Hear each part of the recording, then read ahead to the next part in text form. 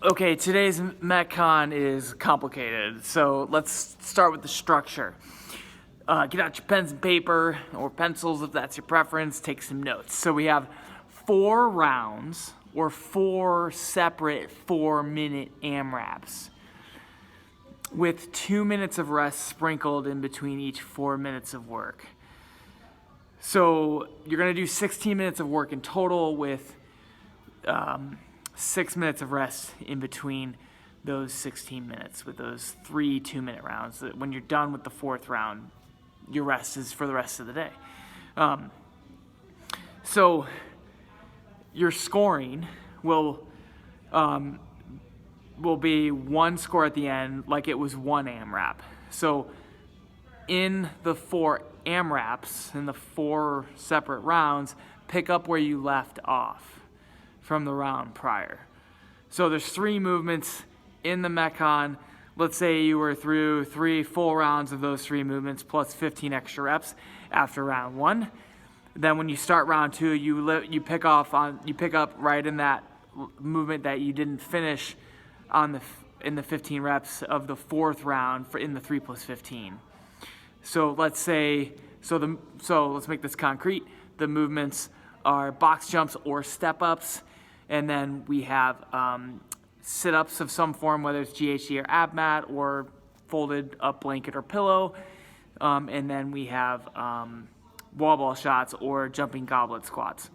So let's say you finished in the first 4-minute AMRAP, let's say you finished 3 full rounds of those 3 movements, and it's 10, 15, and 10 of those movements so 10 box jumps or step-ups, 15 sit-ups and then of some form, and then 10 wall ball shots or 12 jumping goblet squats. So let's say you did 3 full rounds of those 3 movements, and you finished your 15th rep into the 4th round. So that would mean you had finished 10 box jumps or step-ups in the 4th round, and then you had moved into the sit-ups and you had completed 5 of them, but you weren't done.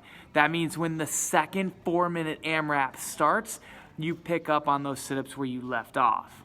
And let's say you get another 3 rounds, but it's only 3 rounds even, then your score going into the 3rd 4-minute AMRAP would be 6 plus 15. Make sense? And you'd be picking up right where you left off on those sit-ups. Okay.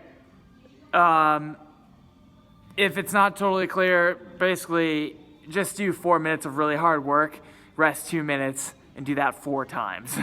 If you couldn't figure out the scoring, no big deal. Hopefully you got a phenomenal workout. Today the intent is I want double the work to rest. So that probably makes pretty simple sense with the math of 4 to 2. So you're working twice as long as you're resting. And that's the fun part. How well can you hold on over the 4 rounds? We'll find out. Okay, so now the movements and the scales for them. So box jump, like I said, 10 of them.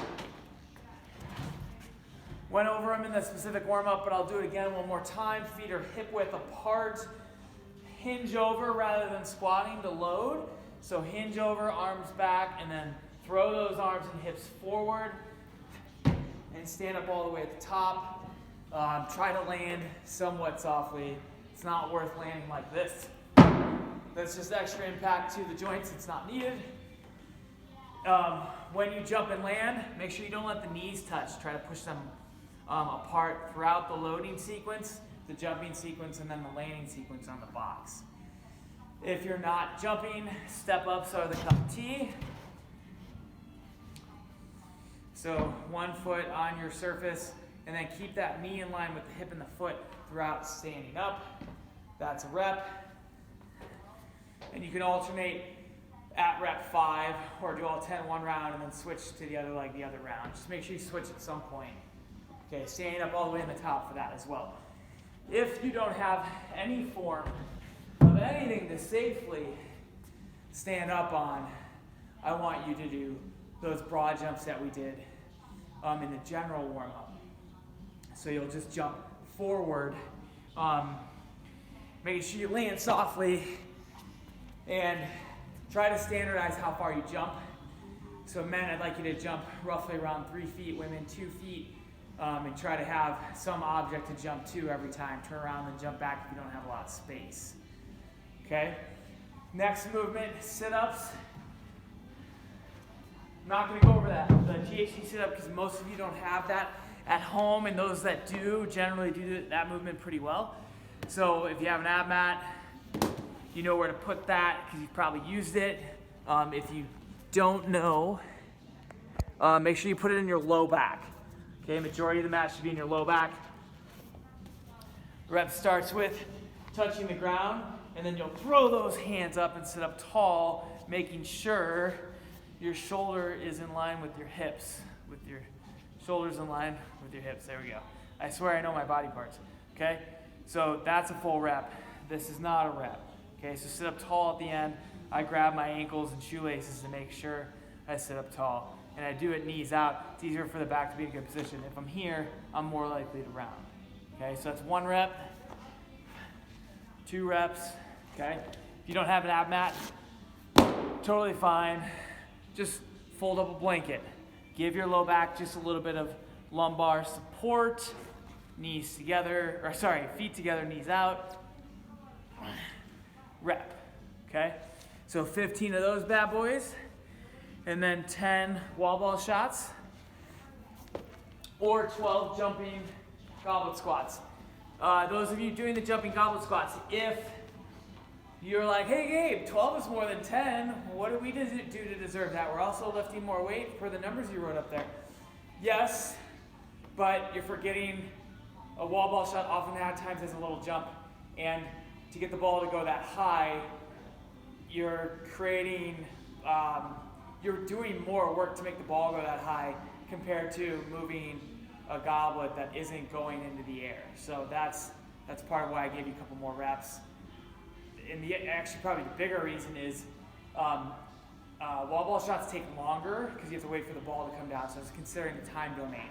Anyway, that's my excuse and I'm sticking to it. So wall ball shots, gotta start in a full squat and then hit above your 10 or 9 foot target for men and women. If you don't have targets, just shoot it pretty dang high, make it super annoying and hard. In the squat, it's gotta be hip crease below knee. I'll show that in the goblet. So, got my goblet, it's a kettlebell, great. Squat, and then just get the feet to leave the ground. Okay, you don't have to jump high. Okay? The goblet could be whatever. I got a bench. Okay, it can be something. This is my goblet. Just find something that's, if you don't have anything heavy, just find something that's awkward. And then if it's big like that, put over one shoulder one round, put over the other shoulder the other round. Okay, hope that helps explain everything. Have a wonderful time. Today's Metcon.